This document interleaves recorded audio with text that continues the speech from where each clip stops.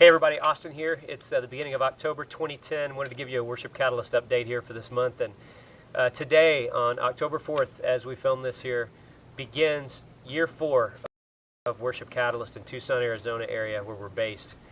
And for those of you watching this, those of you that pray, and those of you that give financially to Worship Catalyst, I want to tell you that over the last 3 years, you've been able to impact over 50 churches directly and well over 100 churches when you consider all the different things that we've been able to be a part of.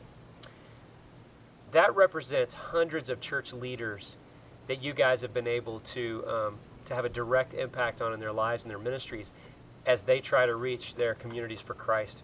So I want to say thank you as we start year 4 here and tell you that we're not anywhere close to done.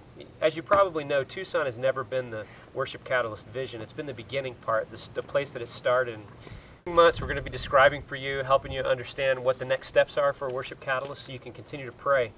Let me give you a little glimpse of the next few years. We're going to be investing all of our, most of our energy in setting up hubs in various parts of the country. There's 2 of those hubs that we're going to be focusing on specifically for the next year. And one of those cities is in Las Vegas. Many of you know that we've been working with a church there, 2 different churches there, one of them which is called Lifesong. You see a little bit of their service going on right now. We're going to be putting a lot of time and energy and effort into a collection of people around the Lifesong family that ultimately will be a hub for Worship Catalyst activity in that city. We'll let you know more and more about that in the months to come. Also coming up in the fall, just to let you know some of the things going on, we're going to be starting work on a brand new church that's just starting on the north side of Tucson. We've also got to work in the middle of Tucson that we talked about last month that we're putting a lot of energy into, and then in another month or so, we're going to let you know about the very first Worship Catalyst International activity, and that's going to be happening in November. So you want to keep your eyes out for that one, okay? Last weekend in Phoenix, Cammie and Finley and I were able to go up and be a part of a weekend called the New Challenge Seminar, and it's a weekend for brand new ministers in the state of Arizona that are working with churches, and we got to go up there, be a part of leading worship, and just connect with those new folks that are going to be pioneering some works in this state. It was a great weekend and a great time to connect. And one last thing, a few weekends ago, we were in Houston, Texas, doing having a dinner with a lot of the people like you. Many of you were there, and there's just a chance to say thank you and a chance to let you know kind of what some of the next steps are.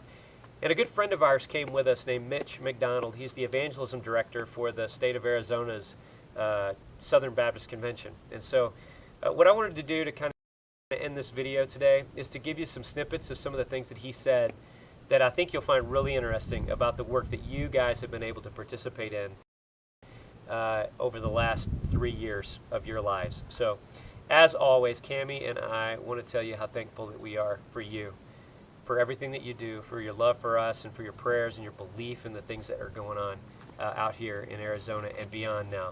So until next month, we want to tell you that we're praying for you too, and a big God bless you. Hang on this video so you can watch a little bit of Mitch's stuff. And I've got a tough job in the next 10 minutes to figure out a way not to just talk about how great Austin and Cammie are, because let's face it, we're here and we pretty much already know that, right? I mean, and if we forget, Austin's going to remind us. He'll figure out a way to work it in and let us know. But my job, my desire, is to simply say thank you. In fact, Worship Catalyst is a byproduct of mature believers that had already begun the habit and the discipline of sharing and investing in their Judaism. Larry, I can't help but think a lot of that has to do with the DNA of a great leader. Thanks for sharing, for teaching us how to share. Here's something interesting. We were talking about at our table over here. Your Houston Association of Southern Baptist Churches is larger numerically than the whole Arizona Southern Baptist Convention. You have more churches in your association than we have in Arizona. We are still a pioneer mission state. And so not only have you been coming out building churches, but you guys had enough forethought, enough faith, enough gumption, enough willingness to jump off the cliff that you sent Austin and Cami out. And here's what I want you to realize. By you sharing, you sent out a couple of individuals that are right now doing something because of your faithfulness that no one was doing prior to them getting there. Here's an interesting statistic for you. About 69% of Texans claim some type of a relationship with a church somewhere. 69%. Here's what you sent Austin and Cami to. A state, about 6.3 million people, that, according to our most recent statistics, about 9% claim some affiliation with some church somewhere. It is a mission field. And y'all are gracious enough to share. It resonates. It's not about Austin and Cami. Never has been. Unless you ask Austin. It's about you guys. It's about you guys from this perspective. Whether you realize it, whether you consciously made a decision, Acts 1:8 says, "You shall be my witnesses both in Jerusalem, Judea, Samaria, and to the ends of the earth." Thanks for taking your Judea seriously enough that you will invest in Arizona.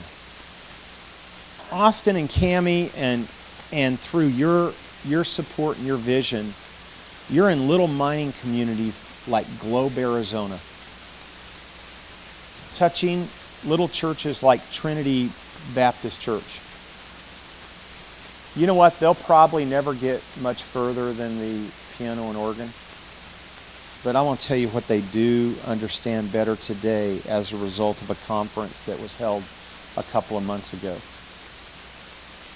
Worship and true worship of a very real God is attainable if we personally prepare ourselves to lead in that manner.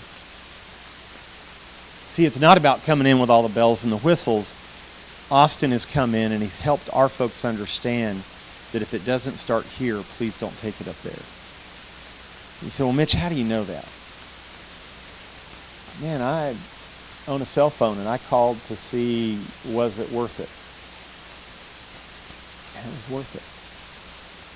But you guys came and you invested in 100 students that, by the way, they're not tomorrow's leaders, they're today's leaders.